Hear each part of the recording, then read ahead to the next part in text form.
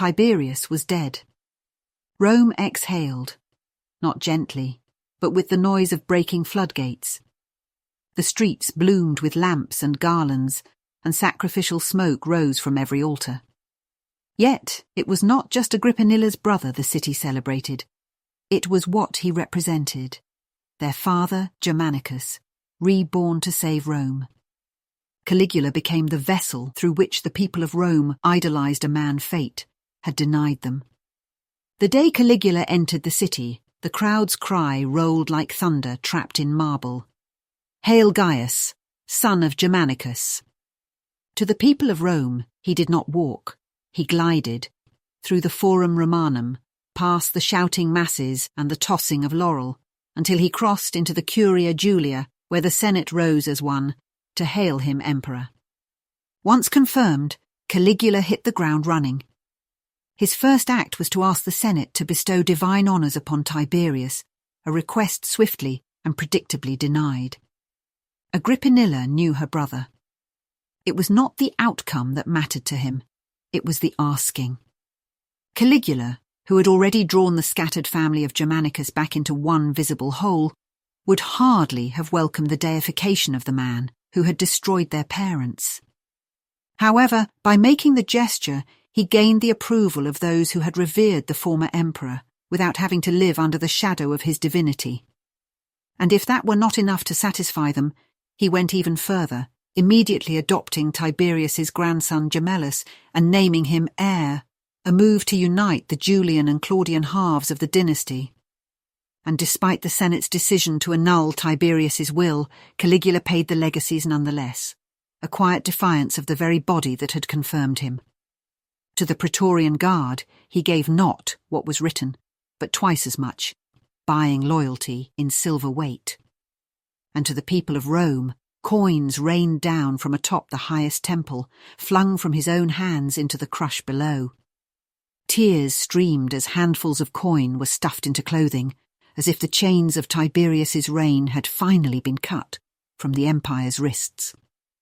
For his family and close supporters, the rewards continued.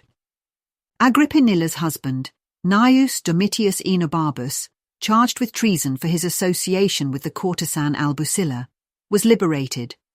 All charges dropped. And Herod Agrippa, who had also been imprisoned, now stood free before the crowds, displaying a chain forged of solid gold, a gift from Caligula, a reward for surviving Tiberius's suspicion.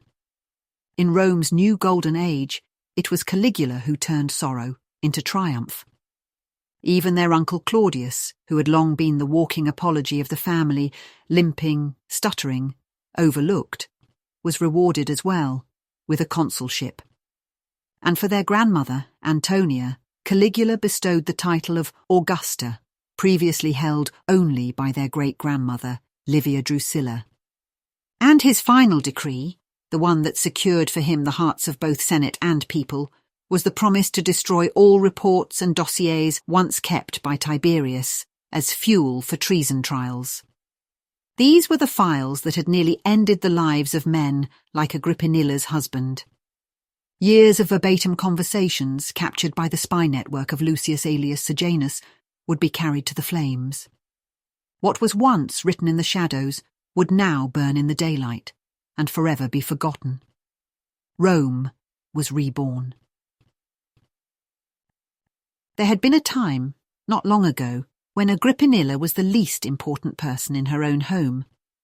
Her husband, Enobarbus, busied himself with Senate business, drinking companions, and the courtesan Albusilla, while her sisters-in-law, Domitia and Lepida, preened over her household, looking down their noses at the imperial princess who had failed to produce a child.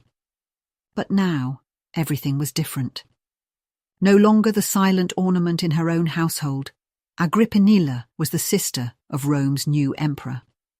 Alongside her sisters, Drusilla and Livilla, she was bathed in public honours, presented before the crowds, and seated in places of privilege.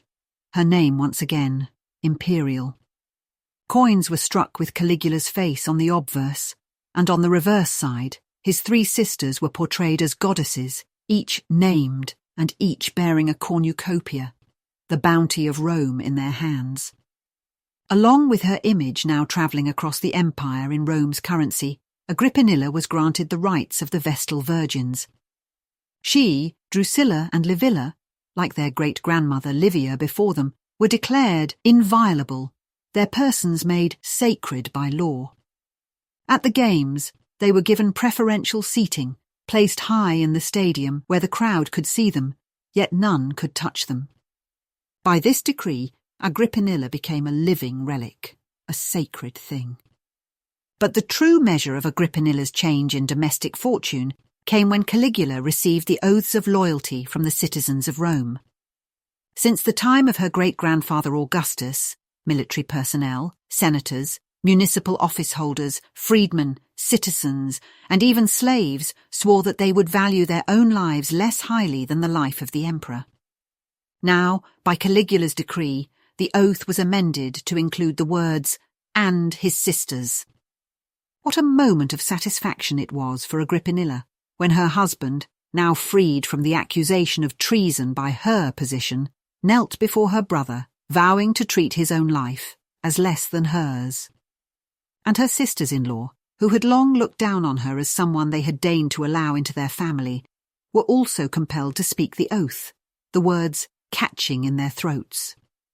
By law, the vow had to be repeated on the first day of every year, an event Agrippinilla now very much looked forward to. Now, when Domitia and Lepida called at her home, they did so, with respect, deferring to Agrippinilla's position and offering any help they thought might purchase them favour.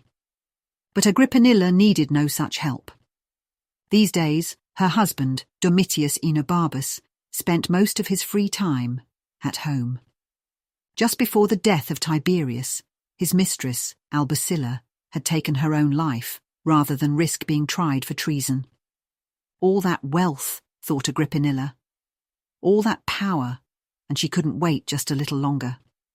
Stupid woman. Another evening, another imperial party hosted by Caligula. The smoke of incense curled through the room. Flutes and lyres played soft, winding melodies. Agrippinilla reclined on a sofa, surrounded by the young and beautiful, drinking their fill of wine and listening wide-eyed to her brother's tales, stories of the depravity to which all on the island of Capri had been subjected under Tiberius. Children, compelled to dress as satyrs and wood nymphs, commanded to run through the gardens as if they were creatures from myth. Hairless boys, whom Tiberius called his minnows, trained to swim between his legs and nibble at his flesh beneath the water. Men hurled from the cliff tops for no better reason than the amusement of Tiberius. But Agrippinilla had heard those stories before, at the last party, and the one before that. The words washed over her like the music, and the incense. What held her attention now was Ennia Thrasilla, the line of her neck, the way she straightened when Macro entered the room. Others noticed too. Caligula had promised to marry her, and all knew she would soon be their empress. Why, though? Ennia was already married to Macro, the prefect of the guard, the man whose hands held the gates of Rome. Agrippinilla's great-grandfather Augustus had once married Livia, another man's wife. He had done so because he needed the stability her Claudian lineage gave his equestrian heritage. Caligula, she suspected, sought Ennia for much the same reason, the strength of Macro and the Praetorians. And why would Macro refuse? Agreeing would mean that his children by Ennia would become imperial. Or had the arrangement been Macro's idea? Had he, who commanded 12,000 Praetorians, thrust his wife on Caligula as payment for not supporting Gemellus? If so, had Ennia played along willingly?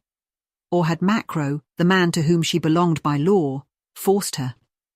Aenobarbus, detached though he was, had at least never offered his wife to another man for advantage. And hadn't Agrippinilla's great-grandfather passed a law specifically forbidding men from prostituting their wives? If a wife was caught in an adulterous affair, the husband was bound by law to prosecute her, or be charged himself by the Senate as a pimp. And yet Everyone in the room, lazily draped across the furniture, knew that Ennia was Caligula's lover. And Macro had brought no charges against her, nor did anyone else dare to charge him. Perhaps adultery was no longer a serious crime.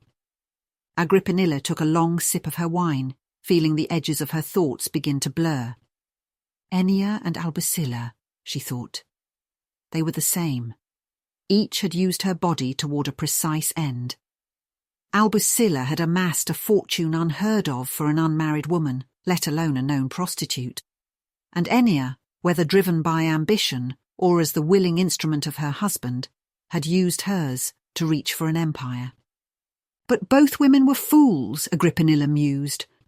Albusilla for giving up before her trial was even held, and Ennia for siphoning away her own conquest to a man, whether Macro or Caligula. Agrippinilla settled deeper into the cushions, a wry smirk playing at her lips. Imagine what she, great-granddaughter of a god, daughter of a war hero, bearer of every right family name and sister to the emperor, might accomplish if she put her mind to it.